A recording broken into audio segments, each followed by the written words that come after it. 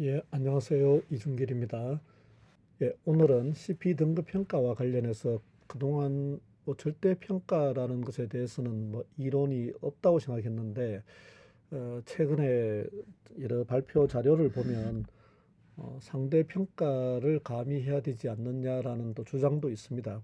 그 주장이 나름대로 또 근거가 배경이 있는 주장이고 해서 잠깐만 다뤄보려고 합니다. 저는 공정거래 자율준수 프로그램 등급 평가 자체를 어쨌든 그 평가 방법이나 평가 기준, 지표 다 전반적으로 손봐야 된다는 생각은 하고 있습니다. 그런데 어, 어쨌든 그 이론적인 얘기 조금 하고 고민 같이 한번 나눠보겠습니다.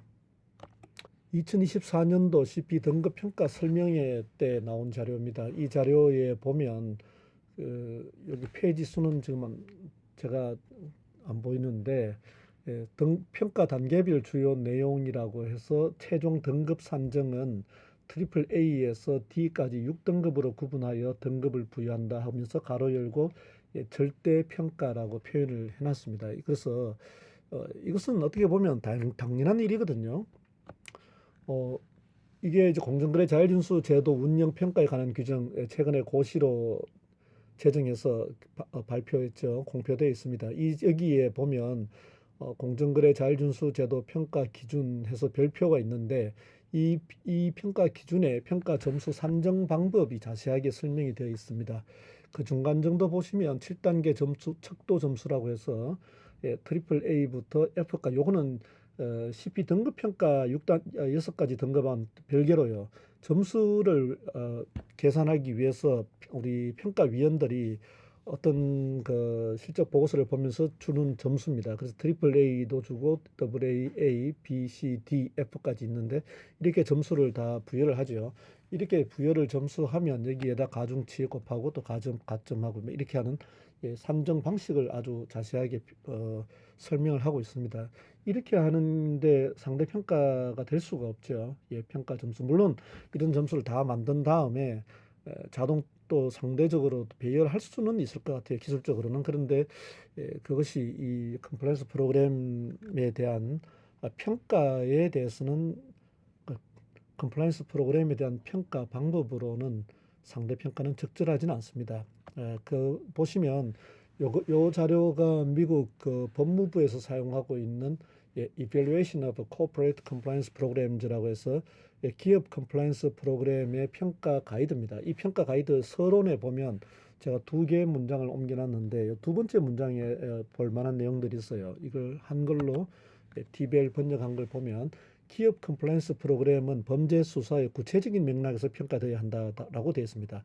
당연한 얘기죠. 예. 우리가 어떤 그 수사를 기본적으로 미국은 미국뿐만 아니라 우리나라에서만 사실은 사전 평가를 하고 있는 등급 평가 제도를 갖고 있고 외국에서의 사례를 보면 뭐 법 위반이 문제가 되어서 즉 기소 단계에서 또는 법 위반 어떤 적발된 단계에서 제재를 감경받기 위해서 주장합니다. 법 위반 혐의를 받고 있는 이 사업자들이 우리는 컴플라이언스 프로그램을 아주 열심히 실행을 했다라고 주장하겠죠. 그러면은 이제 미국 얘기를 하자면 미국 법무부에서 담당 검사가 평가를 하게 됩니다. 이 평가하는데 필요한 평가 가이드를 법무부가 만들어서 배포했어요.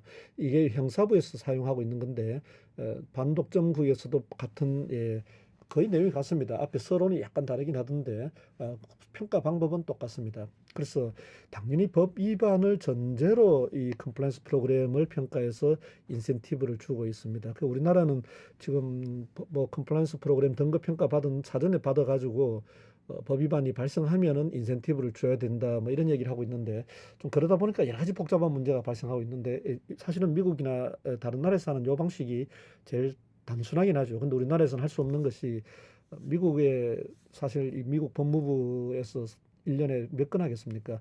제가 알기로는 20건 미만으로 알고 있고요. 그거는 미국의 연방거래위원회, 우리나라 공정거래위원회와 같은 연방거래위원회에서도 건수가 20건 내외 정도, 더 아래, 일본도 마찬가지고 대부분 그 정도입니다. 그런데 우리나라는 모든 신고에 대해서 조사를 하기 때문에 발표된 제재가 어쨌든 위원회에서 처분한 건수가 몇천 건씩 나오잖아요. 그런데 그 몇천 건을마다 어, 우리 법 위반 혐의를 받는 사업자들이 우리의 컴플라이언스 프로그램 이렇게 평가해달라고 주장하면 할 수가 없죠. 물리적으로 불가능합니다. 그래서 우리나라는 사전에 평가하는 등급 평가 제도라고 하는 것을 고안했어요. 우리나라 상당히 창의적이긴 합니다. 다른 나라에서 잘 생각도 못했던 뭐 어쨌든 우리 일 자체가 다른 나라하고 너무 다르게 하고 있으니까요. 그래서 각 기업의 위험 프로필과 위험을 줄이기 위한 솔루션에 따라 구체적인 평가가 필요하다. 그래서 컴플라이언스 프로그램은 애초에 상대평가, 절대평가 이런 얘기를 할 이유가 없는 거죠. 예, 이게 외국의 입장입니다. 그런데 우리나라는 아까 말씀드린 것처럼 등급평가 제도를 갖고 있어요. 그러다 보니까 어떤 문제가 생겼냐면 요게 올해 9월 달에 그 국정감사 전에 자료 요청 단계에서 나왔던 뉴스입니다. 뉴스원 기사가 공정위 자율준수 CP 참여 28개 기업의 A 평가 부실 우려도 해서 지난해 참여 기업 28개 중 26개 기업이 인센티브 혜택 대상이었다. 이렇게 얘기 나오는데요. 이 중간 하단에 있는 기사를 옮겨왔는데 강준현 의원, 예, 민주당의 강준현 의원이 간사입니다. 간사인데 참여 기업 전원이 A등급을 받는 상황에서 천편일률적인 심사 기준으로 악용을 방지할 수 있을지 우려된다라고 하고 있습니다. 그러니까 이 사전에 등급을 부여하기 위해서 공정위가 어떻게 하고 있냐면 등급 평가 지표와 그 기준, 평가 기준을 공개를 하고 있거든요. 그러면 12등급 평가를 준비하는 기업 입장에서는 당연히 그 지표에 따라서 업무 계획도 짜고 실행도 하고 상당히 특히 올해 여러 번 가점이 있습니다. 이게 매년 12등급 평가를 하게 되면 신청을 하게 되면 또 가점도 부여하고 있어요. 그래서 만약에 매년 등급 평가 신청을 하는 기업이라면 한 2, 3년 지나면 A 등급 안 나오면 그게 이상한 거죠. 예, 그래서 이 등급 평가 신청을 받는 기업들 평가해 보면 그 A 등급 이상이 당연히 많아질 수밖에 없어요. 대부분 A 등급 이상 나오게 되어 있습니다. 그 등급 그 정도 안 나오면 또 신청 자체를 안 합니다. 그래서 이런 문제가 생기는데 아무튼 외부에서 볼 때는 이런 또 문제를 제기를 하는 거죠. 뭐 등급평가 신청한 기업들 대부분 다 인센티브를 받네. 그럼 평가 자체가 잘못된 거 아니냐라는 생각을 하는데 사실은 등급평가 위원들도 매년 등급평가를 끝나고 나면 이제 그러니까 등급평가에 대한 여러 가지 개선점을 의견을 제출합니다. 의견 제출할 때도 이 문제는 오래전부터 지적된 문제이긴 합니다. 평가해보니 너무 평가 대상 신청 기업들이 평가 수가 잘 나오고 있다. 뭐 근데 우리가 평가를 잘못한 거라기보다는 그 평가 신청하는 기업들이 잘 하고 있는 거죠. 사실은 어떻게 보면 당연한 얘기이긴 한데 그래도 이제 부담이 느끼는 거예요. 이 평가를 주로 했던 교수님들이나 이런 분들은 이걸 절대 평가로 하니까 뭐 다 잘 나오는데 그러면은 우리가 항상 나오는 얘기 있지 않습니까? 이건 학점도 학점 인플레이션 돼 있다. 어느 절대 평가를 하게 되면 거의 다 A 이상 다 받는데 상대 평가를 하게 되면 어쨌든 강제 배분을 해버리니까 이제 그런 욕을 안 먹는 거죠. 그런데 그게 정확한 평가냐에 대해서는 저는 뭐 항상 그 비판의 여지가 있는데 특히나 CP에 대해서는 상대 평가는 CP의 본질에 안 맞습니다. CP에 대한 평가의 본질에 상대 평가는 안 맞습니다. 그래서 그렇다고 해서 이걸 이런 식으로 계속 문제 없습니다라고 주장만 하면 이 또 마찬가지로 국회에서는 여전히 이 제도를 이해하려는 노력보다 이게 더 뉴스거리가 되겠죠. 그리고 실제 우리나라 대부분의 국민들이 이 평가 결과를 보면은 비슷한 생각을 할 거란 말이죠.